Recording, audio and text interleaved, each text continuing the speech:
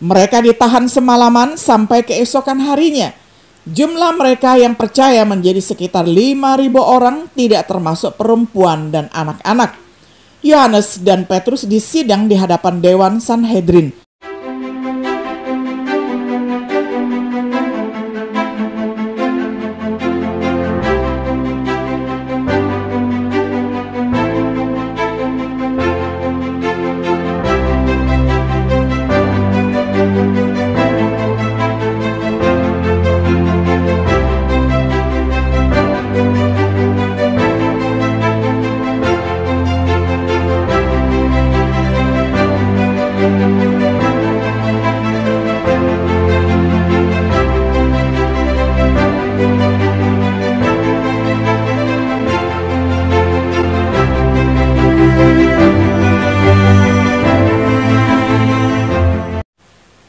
Shalom sahabat Biblika yang dikasih oleh Tuhan. Sungguh senang kita dapat berjumpa kembali di dalam acara refleksi sahabat Biblika. Pada hari ini kita tiba pada episode yang ke-15 dalam serial pembahasan Kitab Kisah Para Rasul dengan tema Penganiayaan Dimulai. Kita akan membaca firman Tuhan dari Kisah Para Rasul 4 ayat 1 hingga ayat yang ke-31. Saya akan bacakan untuk kita semuanya di dalam terjemahan sederhana Indonesia. Ketika Petrus dan Yohanes sedang berbicara kepada orang banyak itu, beberapa imam kepala pengawal rumah Allah dan anggota kelompok Saduki mulai menentang mereka. Para pemimpin itu sangat marah kepada Petrus dan Yohanes karena keduanya sedang memberitakan dan mengajar orang banyak bahwa siapapun yang percaya kepada Yesus akan hidup kembali dari kematian. Mereka pun menangkap Petrus dan Yohanes. Akan tetapi karena hari sudah mulai malam, keduanya ditahan di dalam penjara untuk disidang pada hari berikutnya. Namun banyak orang yang sudah mendengar pengajaran Petrus dan Yohanes menjadi percaya kepada Yesus sehingga jumlah orang percaya menjadi kira-kira 5.000 orang, belum termasuk perempuan dan anak-anak. Hari berikutnya para penguasa dan pemimpin Yahudi bersama ahli-ahli Taurat mengadakan sidang di Yerusalem. Imam besar Hanas hadir bersama semua orang penting dalam keluarganya, termasuk Kayafas, Yohanes, dan Alexander. Mereka menyuruh kedua rasul itu berdiri di hadapan sidang mahkamah, lalu mengajukan pertanyaan, dengan kuasa apa atau atas nama siapa kamu berdua membuat orang lumpuh itu sembuh? Kemudian Petrus yang saat itu dipenuhi oleh Roh Kudus menjawab mereka, "Tuan-tuan penguasa dan pemimpin bangsa Israel, kalau hari ini kami diadili karena melakukan perbuatan baik kepada seorang lumpuh dan ditanya bagaimana dia sudah disembuhkan, maka biarlah kalian semua dan seluruh orang Yahudi tahu bahwa orang ini disembuhkan atas nama dan kuasa Kristus Yesus dari Nazaret yang sudah kalian salibkan itu. Allah sudah menghidupkan dia kembali dari kematian. Melalui kuasa Yesuslah orang lumpuh itu bisa berdiri dengan sehat di hadapan kalian.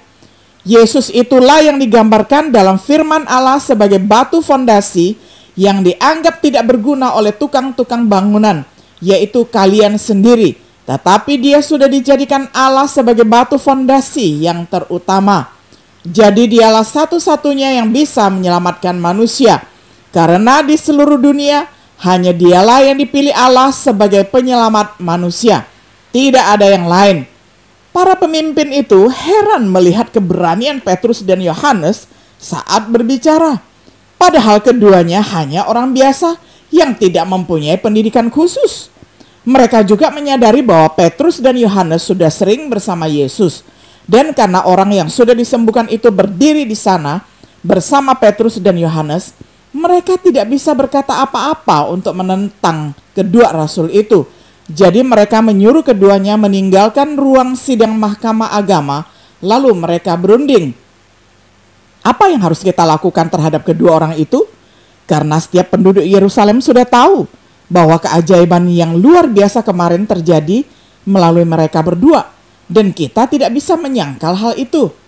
Namun supaya berita itu tidak semakin tersebar luas di antara orang banyak, kita perlu mengancam dan melarang mereka berdua supaya tidak berbicara lagi kepada siapapun atas nama orang Nazaret itu.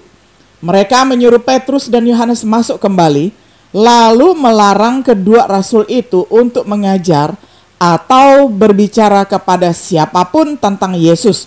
Tetapi Petrus dan Yohanes menjawab, "Sebaiknya kalian pikirkan sendiri mana yang benar, taat kepada Allah atau taat kepada kalian. Karena tidak mungkin kami berdiam diri tentang apa yang sudah kami lihat dan dengar." Akhirnya para pemimpin Yahudi tidak menemukan alasan untuk menghukum kedua rasul itu, karena semua orang sedang memuji Allah atas apa yang sudah terjadi. Sebab orang yang mengalami kesembuhan ajaib itu sudah berumur lebih dari 40 tahun. Oleh karena itu, para pemimpin Yahudi membebaskan Petrus dan Yohanes disertai ancaman yang lebih keras lagi. Sesudah dibebaskan, Petrus dan Yohanes kembali ke kelompok orang percaya. Mereka berdua menceritakan semua yang dikatakan para imam kepala dan para pemimpin Yahudi dalam sidang itu. Waktu orang-orang percaya mendengarnya, mereka semua bersatu hati berdoa kepada Allah. "Ya Tuhan yang Maha Kuasa, Engkaulah Allah yang menjadikan langit, bumi, laut, dan segala isinya. Engkau sudah berbicara melalui hamba-Mu Daud nenek moyang kami dengan berkata, percuma saja bangsa-bangsa yang bukan Yahudi marah dan bertindak melawan Allah. Percuma orang-orang yang tidak mengenal Allah berencana melawan Dia. Raja-raja dan para penguasa dunia menggabungkan tentara mereka untuk berperang melawan Allah dan Kristus yang dijanjikannya. Ya Tuhan, hal itu benar-benar sudah terjadi ketika Raja Herodes, Gubernur Pontius Pilatus, dan orang yang bukan Yahudi bergabung bersama orang Yahudi untuk melawan Yesus, yaitu hamba-Mu yang kudus, yang sudah Engkau urapi sebagai Kristus. Tetapi karena Engkaulah yang Maha Kuasa, semuanya itu memang terjadi sesuai dengan kehendak dan rencana-Mu sejak dulu. Ya Tuhan, sekarang perhatikanlah ancaman mereka terhadap kami, dan tolonglah hamba-hamba-Mu ini untuk memberitakan kabar keselamatan dari Engkau dengan penuh keberanian. Kami mohon ulurkanlah tangan-Mu yang penuh kuasa itu untuk menyembuhkan orang-orang sakit dan melakukan segala macam keajaiban. Biarlah semuanya terjadi hanya untuk memuliakan Yesus. Sesudah mereka berdoa, tempat mereka berkumpul itu tergoncang dan mereka semua dipenuhi oleh Roh Kudus. Lalu mereka terus memberitakan firman Allah dengan penuh keberanian. Kisah Para Rasul 4 ayat 1 sampai 31. Sahabat Biblika yang dikasihi oleh Tuhan, setelah Petrus menyembuhkan orang lumpuh itu dan khotbah Injilnya yang kedua, para pemimpin agama di Yerusalem menjadi sangat terganggu. Sementara itu, semakin banyak orang menjadi percaya. Dengan jumlah sekitar 5.000 orang dapat dibaca di dalam Kisah Para Rasul 4 ayat 4. Reaksi yang bertentangan ini menyebabkan penganiayaan terhadap gereja di Yerusalem. Apa sifat dari penganiayaan ini? Pelajaran apa yang bisa kita petik darinya? Pasal keempat dalam Kisah Para Rasul akan menjawab pertanyaan-pertanyaan seperti itu. Jadi, mari kita mulai dengan mengulas yang pertama, penangkapan terhadap Petrus dan Yohanes di hadapan Dewan Sanhedrin.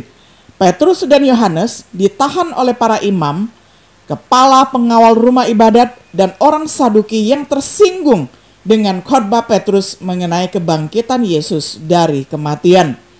Mereka ditahan semalaman sampai keesokan harinya. Jumlah mereka yang percaya menjadi sekitar 5.000 orang, tidak termasuk perempuan dan anak-anak.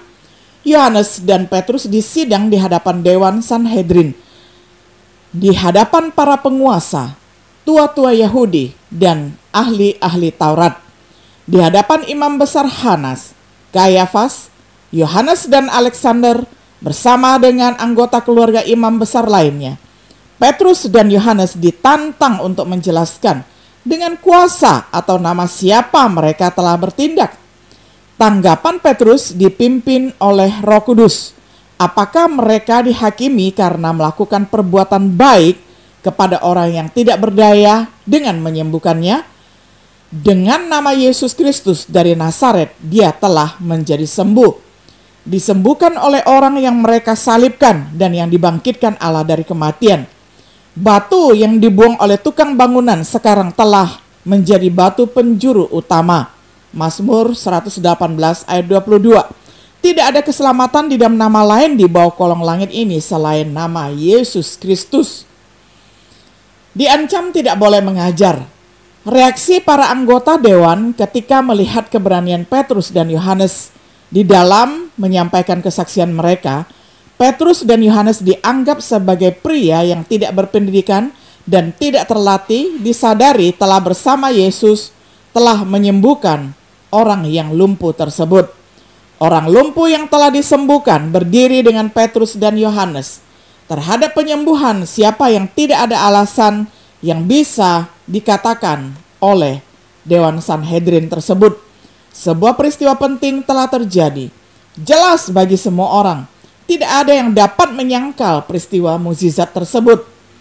Untuk mencegah penyebaran Injil lebih lanjut, para anggota dewan mengancam para rasul agar mereka memerintahkan Petrus dan Yohanes untuk tidak berbicara sama sekali atau mengajar lagi di dalam nama Yesus yang dari Nazaret itu.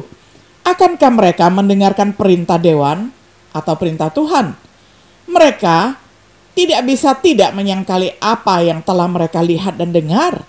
Akhirnya Petrus dan Yohanes dibebaskan setelah mengancam lebih lanjut, tetapi tidak menemukan cara untuk menghukum mereka, karena orang-orang banyak yang memuliakan Allah atas apa yang telah dilakukan. Karena orang yang disembuhkan itu berumur lebih dari 40 tahun dan lumpuh sejak lahir, tetapi disembuhkan di dalam nama Tuhan Yesus Kristus yang Petrus dan Yohanes beritakan itu. Demikianlah penganiayaan terhadap gereja Yerusalem dimulai dengan ancaman. Bagaimana tanggapan mereka? Apa yang dapat kita pelajari dari tanggapan mereka? Mari kita melanjutkan perhatian pada apa yang mereka lakukan. Hal yang kedua, mereka berdoa dengan berani. Petrus dan Yohanes kembali. Sesudah dibebaskan, Petrus dan Yohanes kembali ke kelompok orang percaya. Mereka berdua menceritakan semua yang dikatakan para imam kepala dan para pemimpin Yahudi di dalam sidang itu.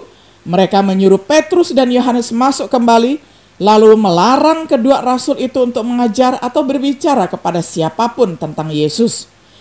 Isi doa mereka ditujukan kepada Tuhan Allah, pencipta segala sesuatu, yang bernubuat melalui mulut hambanya Daud. Raja-raja dunia bersiap-siap dan para pembesar bermufakat bersama-sama melawan Tuhan dan yang diurapinya, tentang kemarahan bangsa-bangsa dan persengkongkolan melawan Kristusnya. Marilah kita memutuskan belenggu-belenggu mereka dan membuang tali-tali mereka daripada kita. Dia yang bersemayam di surga tertawa, Tuhan mengolok-ngolok mereka. Mazmur 2 ayat 2 sampai ayat yang ketiga. Sebagaimana digenapi oleh Herodes dan Pilatus, oleh bangsa-bangsa lain dan Israel. Mereka adalah orang-orang yang melakukannya sesuai dengan tujuannya yang telah ditentukan sebelumnya. Meminta semua keberanian dalam menghadapi ancaman seperti itu, agar hamba-hambanya dapat mengucapkan firman-Nya, agar tangannya dapat terulur untuk menyembuhkan, melakukan tanda-tanda dan keajaiban, melalui nama hambanya yang kudus, Yesus Kristus. Sebagai jawaban doa, tempat di mana mereka berkumpul terguncang. Mereka semua dipenuhi dengan Roh Kudus. Mereka mengucapkan firman Allah dengan penuh keberanian. Sebagai kesimpulan, penganiayaan terhadap gereja dimulai dengan ancaman. Diperingatkan untuk tidak berbicara atau mengajar dalam nama Yesus, yang Petrus dan Yohanes bertekad untuk tidak mengindahkannya. Tanggapan terhadap penganiayaan ini ada dua, yakni persekutuan satu sama lain terus berjalan. Mereka terus berdoa sehingga mereka menerima keberanian yang sama. Jika kita mengalami penganiayaan, semoga kita juga menanggapinya dan mempunyai sikap yang sama dengan mereka, yakni terus berada di dalam persekutuan, berdoa bersama dan dengan penuh keberanian.